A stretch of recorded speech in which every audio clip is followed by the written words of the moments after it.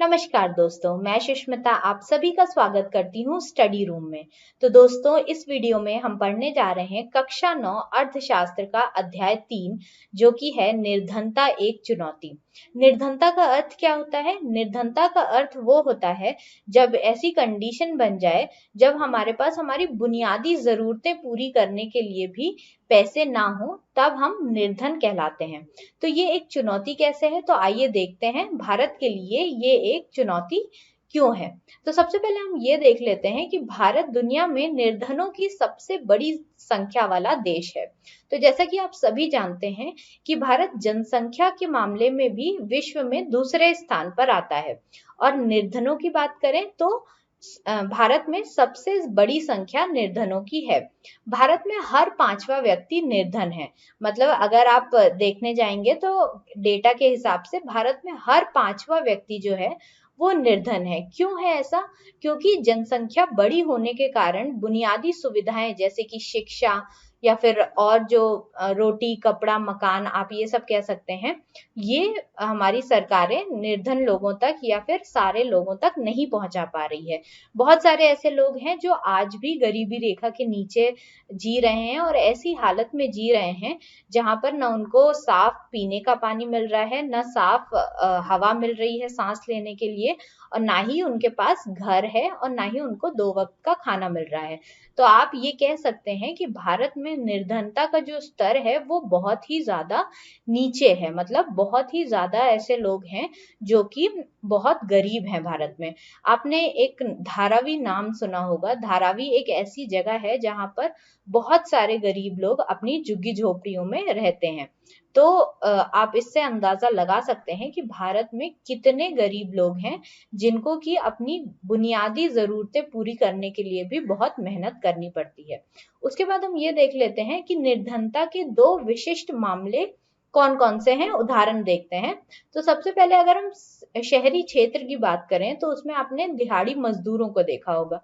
जैसे जो दिहाड़ी मजदूर हैं उन्हें बहुत ही कम दिहाड़ी मिलती है दिन की। अगर आप ये मान करके चलें कि वो 1500 रुपए कमाते हैं पूरे महीने में, तो उनकी जो धर्म पत्नी होती है उन्हें भी काम करना पड़ता है। अगर वो बड़े अमीर खानदान के घर जाकर के काम करती हैं तो उनको थोड़ा पैसा मिल जाता है। उसके बाद जो उनके बच्चे होते हैं, चाहे वो 12 या 13 साल के ही क्यों ना हो, उनको भी जाकर के काम करना पड़ता है। तो आपको अगर ये पता होगा कि 14 साल तक के बच्चों को पढ़ाना जरूरी है, मतलब राइट टू एजुकेशन दिया गया है 6 to 14 ईयर्स तक के बच्चों को, लेकिन उनको ये शिक्षा की बुनियादी जरूरत भी उनकी पूरी नहीं हो पाती, और फिर उनकी आने वाली जनरेशन भी इसी गरीबी के चक्र में फंसी रहती है और वो कभी भी अच्छी शिक्षा प्राप्त करके अपना भविष्य नहीं बदल सकते। उसके बाद अगर हम ग्रामीण क्षेत्र में आएंगे तो बहुत से ऐसे लोगों के बारे में हमने पढ़ा जिनके पास जमीनें नहीं होती। कौन होते हैं वो? भूमिहीन किसान होते हैं या भूमिहीन मजदूर होते हैं, जो कि बड़े बड़े किसानों की जमीनों पर जाकर के खेती करते हैं। और उनको क्या मिलता है? उनको या तो थोड़े पैसे मिल जाते हैं या फिर बदले में उनको थोड़ा सा अनाज दे दिया जाता है। ना उनके पास अपनी जमीन होती है और ना उनके पास इतना अनाज होता है कि वो जाकर के बाजार में बेचें और पैसा कमाएं। तो आप देख रहे हैं कि शहरी क्षेत्र में और ग्रामीण क्षेत्र में बहुत सारी ऐसी कंडीशंस हैं जो कि लोगों को गरीब बनाए रख रही हैं। अगर हम ग्रामीण क्षेत्र की बात करें तो वहां पर चिकित्सा की भी सुविधाएं उपलब्ध नहीं है। तो हो सकता है कि ग्रामीण क्षेत्र में जो गरीब लोग हैं उनके परिवार में बहुत लोगों की तबीयत खराब हो या फिर उनको बहुत ही गंभीर बीमारियां हो, तो वो उनका इलाज भी अच्छे तरीके से नहीं करवा सकते और उनको मरने के लिए छोड़ देते हैं, क्योंकि वो ऐसा उनका इलाज करवा नहीं सकते। ऐसा नहीं है कि वो करवाना नहीं चाहते, लेकिन उनके पास इतना पैसा नहीं है या फिर आप कह सकते हैं कि इतनी सुविधाएं नहीं है कि वो जा करके अपने परिजनों का इलाज कराएं। तो यहाँ पर हमने निर्धनता के 2 उदाहरण देख लिए। सबसे पहले हमने देखा कि शहरी क्षेत्र में जो दिहाड़ी मजदूर रहते हैं वो अपनी दिन ब दिन जो जरूरतें हैं उनकी वो पूरा करने के लिए कितनी मेहनत करते हैं, और उसके बाद हमने देखा कि ग्रामीण क्षेत्र में जो भूमिहीन मजदूर रहते हैं वो भी अपनी जरूरतें पूरी करने के लिए बहुत कुछ करते हैं, बट वो कर नहीं पाते क्योंकि उनके पास वो सुविधाएं उपलब्ध नहीं है।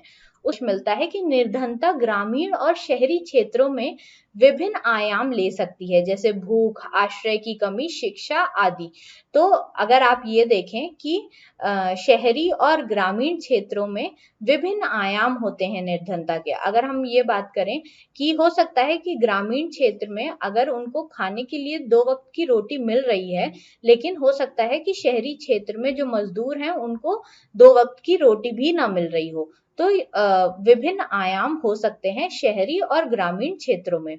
उसके बाद निर्धनता का दूसरा आयाम है लाचारी की भावना। तो जैसा कि मैंने आपको बताया कि हो सकता है कि उनके घर में कोई परिजन ऐसे हों जो बीमार हों, लेकिन वो इतने लाचार हैं, उनके पास पैसे नहीं हैं, उनके पास व्यवस्थाएं नहीं हैं जिससे कि वो उनका इलाज करा सके और वो उनको ठीक कर सके। तो इसलिए वो बहुत ही लाचार फील करते हैं कि हम अपने माँ बाप का या फिर अपने परिजनों का इलाज नहीं करा सकते। तो हमने क्या पढ़ा कि विभिन्न आयाम होते हैं निर्धनता के शहरी और ग्रामीण क्षेत्र में। और उसके बाद निर्धनता का एक और आयाम ये हो सकता है कि लाचारी की भावना उत्पन्न होने लगे लोगों में। उसके बाद देख लेते हैं एक प्रश्न, निर्धनता के उपयुक्त मामलों का अध्ययन करें और निर्धनता से संबंधित निम्नलिखित मुद्दों पर चर्चा करें। तो भूमिहीनता। तो जैसा कि मैंने आपको बताया कि ग्रामीण क्षेत्र में जो भूमिहीन किसान हैं वो बड़े बड़े किसानों के घर जाकर बड़े बड़े किसानों के खेत में जाकर के काम करते हैं और उन्हें या तो थोड़ा बहुत अनाज दे दिया जाता है या तो थोड़ा पैसा दे दिया जाता है। और हमने ये भी डिस्कस किया था कि केवल राबी और खरीफ के मौसम में ही सारे काम होते हैं, उसके बाद जो मंथ होते हैं या फिर जो महीने होते हैं उनके पास कोई काम नहीं होता, तो उन्हें 2 वक्त की रोटी भी नसीब नहीं होती है उस वक्त में। उसके बाद बेरोजगारी। तो बेरोजगारी भी हमने देखी कि 2 प्रकार की होती है, एक तो शहरी बेरोजगारी और दूसरी ग्रामीण बेरोजगारी। अगर हम शहरी बेरोजगारी की बात करें तो उसमें ज्यादातर शिक्षित बेरोजगार आते हैं। क्यों? क्योंकि उन्होंने बहुत सारी डिग्रियां ले ली होती हैं, मैट्रिक, स्नातकोत्तर, सारी डिग्रियां ले रखी होती हैं, लेकिन या तो स्किल्स की कमी के कारण या तो बहुत लोगों के पास वो डिग्रियां होती हैं, इसलिए उन्हें कहीं काम नहीं मिल पाता। उसके बाद परिवारों का आकार। परिवारों का आकार अगर हम देखें तो जितना बड़ा परिवार होगा और जितनी कम किसी एक व्यक्ति की आय होगी, उतना ही ज्यादा मुश्किल होगा उस परिवार का पालन पोषण करना। अगर हम बात करें निरक्षरता की, तो निरक्षरता एक बहुत ही इम्पोर्टेंट वजह होती है जिससे कि निर्धनता आती है। अगर कोई भी व्यक्ति पढ़ा लिखा नहीं होगा तो उसे ऐसे ही काम मिलेंगे जिसमें उसको शारीरिक बल की जरूरत हो और ऐसे कामों के लिए बहुत ही कम पैसे दिए जाते हैं, तो वो अपने परिवार का पालन पोषण ठीक से नहीं कर पाएगा। उसके बाद खराब स्वास्थ्य। अगर आपका स्वास्थ्य खराब है तो आप घर से बाहर जाकर के काम नहीं कर सकते और पैसे नहीं कमा सकते, इसलिए निर्धनता का ये एक कारण हो सकता है। उसके बाद बाल श्रम। तो जैसे कि मैंने आपको बताया कि शहर में जो लोग रहते हैं और वो मजदूर हैं तो वो उतना पैसा नहीं कमाते, इसलिए उनकी धर्मपत्नी को भी काम करना पड़ता है, उनके बच्चों को भी काम करना पड़ता है, तो इसे ही हम बाल श्रम कहते हैं। तो जब वो बच्चा काम कर रहा है तो वो शिक्षा नहीं ले पा रहा है, और जब वो शिक्षा नहीं ले पाएगा तो वो भी आगे जा करके कोई मजदूर बनेगा या फिर कोई छोटा मोटा काम करेगा और उसकी फिर आगे आने वाली जनरेशन भी वही करेगी। तो आप देख सकते हो कि यहाँ पर एक गरीबी का चक्र बन जाएगा। उसके बाद असहायता। असहायता का मतलब ये हुआ कि जैसे कोई भी राज्य सरकार है या फिर कोई भी केंद्र सरकार है तो वो कितना सहायक है या फिर कौन कौन सी ऐसी स्कीमें निकाल रही है जिससे कि गरीबों का या फिर जो ऐसे मजदूर या फिर भूमिहीन किसान हैं उनका कुछ भला हो सके या फिर उनका कुछ वो सहायता कर सके। तो ये सारे हमने मामले देखे कि कौन कौन से मामले निर्धनता का एक कारण बन सकते हैं। उसके बाद हम ये देख लेते हैं कि सामाजिक वैज्ञानिकों की दृष्टि में निर्धनता क्या होती है। तो अगर हम पुराने विश्लेषण की बात करें तो उन्होंने मुख्य रूप से ये बताया है कि आय या फिर उपभोग की कमी जब होती है तब निर्धनता आती है। वे सामाजिक संकेतकों को शामिल करने के लिए विस्तृत हुए। मतलब जब हमने शुरू किया कि एक वैज्ञानिक दृष्टि से निर्धनता को देखा जाए कि कौन कौन सी चीजें निर्धनता का कारण बन सकती हैं, तो सबसे पहले जो विश्लेषण वैज्ञानिक थे उन्होंने बोला कि केवल आय या फिर उपभोग की कमी को हम निर्धनता मान सकते हैं, बट ऐसा नहीं है। हमें बहुत सारे जो सामाजिक संकेतक हैं उनको भी इंडेक्स में या फिर सूचकांक में शामिल करना होगा। सामाजिक बहिष्कार और भेदता पर आधारित विश्लेषण अधिक से अधिक सामान्य होता जा रहा है। तो जैसे कि आप सभी को पता होगा कि भारत में एक बहुत ही बड़ी कुप्रथा चली आई है कास्ट सिस्टम की, तो उससे कुछ लोगों का सामाजिक बहिष्कार भी हुआ है और उनसे भेदता भी की गई है। तो इसके भी आधार पर हमें विश्लेषण के सूचकांक बनाने चाहिए। ये हमें आगे आने वाले टाइम में देखने को मिला और अब ये सामान्य भी होता जा रहा है। उसके बाद हम देख लेते हैं कि निर्धनता रेखा या फिर पॉवर्टी लाइन क्या होती है। तो निर्धनता रेखा बुनियादी जरूरतों को पूरा करने के लिए आवश्यक उपभोग के न्यूनतम स्तर का एक अनुमान है। तो मैं एक बात बता दूं कि निर्धनता रेखा हर शहर या फिर आप कह सकते हो हर देश, शहर नहीं, हर देश के लिए अलग अलग होती है। क्यों होती है अलग अलग? क्योंकि वहां पर रहने वाले जो लोग हैं उनके खान पीन का तरीका अलग होता है। वहां पे जो आप कह सकते हो प्राकृतिक संसाधन वो अलग अलग मौजूद होते हैं, या फिर आप ये भी कह सकते हो कि वहां पर जो बुनियादी बुनियादी जरूरतों की चीजें हैं उनके दाम अलग अलग होते हैं, या फिर वहां के लोगों की स्टैंडर्ड ऑफ लिविंग अलग अलग होती है। जैसे कि डेवलप्ड अगर कंट्री है तो वहां पर लोगों की स्टैंडर्ड ऑफ लिविंग और ज्यादा अच्छी होगी, किसके कंपैरिजन में? डेवलपिंग कंट्री के कंपैरिजन में। तो कुछ बुनियादी जरूरतें होती हैं, तो उन बुनियादी जरूरतों को पूरा करने के लिए अगर आपके पास उपयुक्त साधन हैं तो आप गरीबी रेखा या फिर पॉवर्टी लाइन से या फिर निर्धनता लाइन से ऊपर आते हो। अगर आपके पास बुनियादी जरूरतें पूरे करने के भी साधन नहीं हैं तो आप पॉवर्टी लाइन या फिर निर्धनता रेखा के नीचे आते हो। एक व्यक्ति को निर्धन माना जाता है यदि उसकी खपत इस न्यूनतम स्तर से कम होती है। मतलब कुछ ऐसी बुनियादी जरूरतें हैं जिनको पूरा करने के लिए आवश्यक उपभोग के न्यूनतम स्तर का एक अनुमान लगाया गया है, और अगर आप उस न्यूनतम स्तर से भी नीचे हो तो आप पॉवर्टी लाइन या फिर निर्धनता रेखा के नीचे आते हो। उसके बाद देख लेते हैं कि भारत और दुनिया में निर्धनता रेखा क्या क्या निर्धारित की है। तो भारत में दो क्षेत्र हैं, ग्रामीण और शहरी। अगर कैलोरी या फिर जो आप खाना खाते हो उससे आपको कितनी कैलोरीज या फिर कितनी एनर्जी मिलती है, इस बेसिस पे अगर हम डिवाइड करें तो 2400 किलो कैलोरी प्रतिदिन ग्रामीण क्षेत्र में और 2100 किलो कैलोरी प्रतिदिन शहरी क्षेत्र से अगर आप ज्यादा खा रहे हो या फिर आपके बॉडी में इतना इससे ज्यादा इंटेक हो रहा है तो आप कहाँ हो? आप निर्धनता रेखा के ऊपर हो। और अगर आप इससे कम कैलोरी इंटेक कर रहे हो तो आप निर्धनता रेखा से नीचे हो। मामले में बात करें तो अगर आप 4080 प्रति माह से ऊपर का व्यय कर रहे हो तो आप निर्धनता रेखा के ऊपर हो, अगर आप ग्रामीण क्षेत्र में रहते हो। और अगर आप शहरी क्षेत्र में रहते हो और आप 500 रुपए प्रति माह से ज्यादा खर्च कर रहे हो तो आप निर्धनता रेखा के ऊपर हो। कौन ये डिसाइड करता है? तो NSSO मतलब कि national sample survey organisation Bharat में निर्धनता रेखा का निर्धारण करने के लिए सर्वेक्षण करता है। विश्व बैंक ये कहता है कि अगर कोई भी व्यक्ति प्रतिदिन 1.90 डॉलर से या फिर उसके बराबर या उससे ज्यादा खर्च करता है तो वो समान वैश्विक मानक निर्धारित है इतना, और उससे ऊपर अगर वो खर्च करता है तो वो गरीबी रेखा से ऊपर है।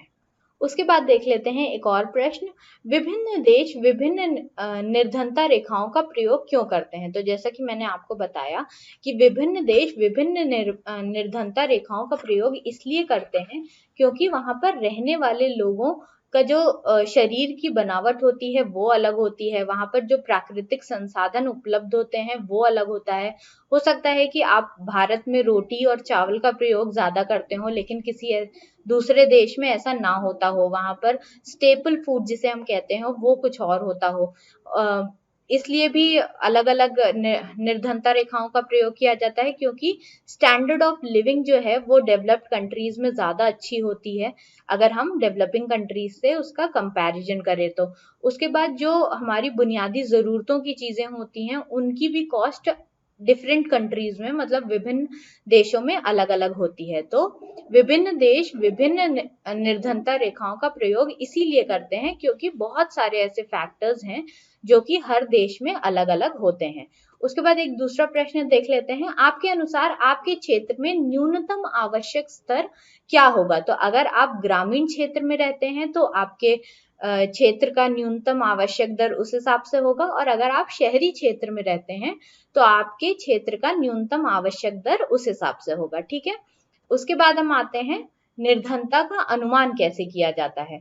तो भारत में निर्धनता का जो अनुपात है वो 1994 में 45% से गिरकर 2011 में 22% हो गया। तो जैसे कि आप देख रहे हैं कि गरीबी जो है वो 1994 में बहुत ज्यादा थी, लेकिन वो 2011 में काफी हद तक गिरी है।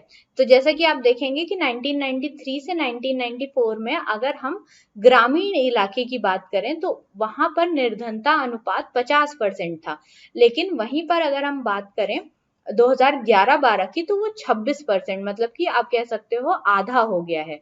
तो हम ये कह सकते हैं कि बहुत सारी ऐसी गवर्नमेंट की स्कीम्स आई हैं, बहुत सारे ऐसे इकोनॉमिक एक्टिविटी शुरू हुई हैं देश में। 1991 में एलपीजी का कॉन्सेप्ट आया जिसका कि मतलब होता है लिबरलाइजेशन, प्राइवेटाइजेशन और ग्लोबलाइजेशन। तो उसकी वजह से बहुत सारे चेंजेस आए हैं गरीबी रेखा में और गरीबों का जो निर्धनता अनुपात है उसमें भी। उसके बाद हम ये देख लेते हैं, वही चीज एक ग्राफ के रूप में आप यहाँ पर देख सकते हैं। आप ये देख सकते हैं कि 1993 से जो निर्धनता का रेशियो है वो दिखाया गया है ब्लू कलर में, और आप रेड कलर में देख सकते हैं कि कितने लोग ऐसे हैं जो निर्धन थे उस समय। तो आप ये देखेंगे कि 1993 से 2004 में जो निर्धनता का रेशियो है वो तो कम हुआ है, लेकिन निर्धन लोग बढ़ गए हैं। तो ऐसा क्यों हुआ है, ये हमारा अगला प्रश्न है कि क्या भारत में निर्धनता में कमी की गति की ग्रामीण और शहरी भारत में समान है? तो ऐसा नहीं है। क्यों ऐसा नहीं है? क्योंकि शहर में इकोनॉमिक एक्टिविटीज या फिर आप कह सकते हो बाजार क्रियाएं ज्यादा आई। उसके बाद आप ये भी कह सकते हो कि जो विनिर्माण के कार्य हैं वो भी शहर में ज्यादा होने लगे। जो हमने देखा था कि तृतीय श्रेतक होता है आर्थिक गतिविधियों का, वो भी शहर में ज्यादा होने लगा। तो इसलिए हम ये कह सकते हैं कि निर्धनता की जो कमी की गति है वो शहरी क्षेत्र में ज्यादा अच्छी थी और ग्रामीण क्षेत्र में कम थी। अब हम देख लेते हैं कि असुरक्षित समूह क्या होता है। तो असुरक्षित समूह हम उसे कहते हैं जहां पर निर्धन लोगों का अनुपात सामाजिक और आर्थिक समूहों में भिन्न होता है। आर्थिक समूह तो वो होते हैं कि जब आपके पास कोई रिसोर्स है और आपने उसको बेच करके पैसा कमाया या फिर आपने बाजार क्रियाएं की और पैसा कमाया, तो आप आर्थिक समूहों में आ गए। बट सामाजिक समूहों में कुछ ऐसे लोग हैं जिनको कि पिछड़ा रखा गया, उनको काम नहीं करने दिया गया या फिर उनको सोसाइटी में इंक्लूड नहीं किया गया, इसलिए आज वो गरीब हैं। तो इसलिए हम ये कह सकते हैं कि निर्धन लोगों का अनुपात जो है वो सामाजिक और आर्थिक समूह दोनों में भिन्न होता है। क्यों होता है? क्योंकि सामाजिक रूप से जो निर्धन होते हैं या फिर सामाजिक और आर्थिक दोनों रूप से जो निर्धन होते हैं उन्हें बहुत दिन तक डिस्क्रिमिनेशन का सामना करना पड़ा और उन्हें बहुत दिन तक सोसाइटी में इंक्लूड नहीं किया गया। तो ऐसे लोग कौन हैं? तो वो हैं शेड्यूल ट्राइब, शेड्यूल कास्ट। सबसे ज्यादा शेड्यूल ट्राइब्स हैं जो कि निर्धन लोगों का वहां पर सबसे ज्यादा रेशियो है। उसके बाद हम आते हैं एक और प्रश्न पे। अपने आसपास के कुछ निर्धन परिवारों का अवलोकन करें और यह पता लगाने का प्रयास करें कि वे किस सामाजिक और आर्थिक समूह से संबंधित हैं। परिवार में कमाने वाले सदस्य कौन हैं और परिवार में वृद्ध लोगों की क्या स्थिति है, क्या सभी बच्चे स्कूल जा रहे हैं। तो ये आप अपने आसपास कर सकते हैं। अपने आसपास आप जा करके कुछ निर्धन परिवारों से ये पूछ सकते हैं कि वो किस सामाजिक या फिर आर्थिक समूह से संबंधित हैं, परिवार में कमाने वाले उनके कितने सदस्य हैं, परिवार में वृद्ध लोग जो हैं या फिर बूढ़े लोग जो हैं वो क्या करते हैं या फिर क्या करते थे पहले और उनकी स्थिति कैसी है, वो कितना बीमार रहते हैं, कौन सी बीमारियां हैं। तो ये सारी चीजें आप पूछ सकते हैं। उसके बाद क्या उनके घर में जो बच्चे हैं वो स्कूल जा रहे हैं, शिक्षा ग्रहण कर रहे हैं, तो ये आप सारी चीजें जाकर के पूछ सकते हैं। तो ये एक अच्छी एक्टिविटी होगी और आपको अपने आसपास की जानकारी भी मिलेगी कि आपके सामाजिक स्तर पर निर्धनता का क्या स्वरूप है। बस इतना ही, मिलती हूँ नेक्स्ट वीडियो में, तब तक अपना ख्याल रखिएगा, पढ़ते रहिएगा। Thank you so much.